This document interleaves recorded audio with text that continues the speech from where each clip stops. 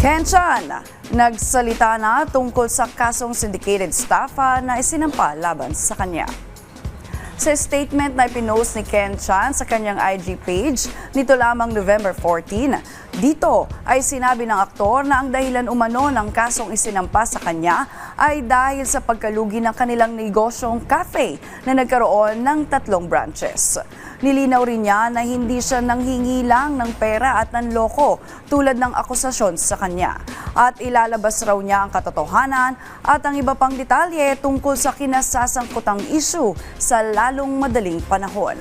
Sinabi rin dito ni Ken na pinili niyang manahimik muna dahil gusto niyang ayusin legally ang issue kasama ang mga taong sumusuporta sa kanya.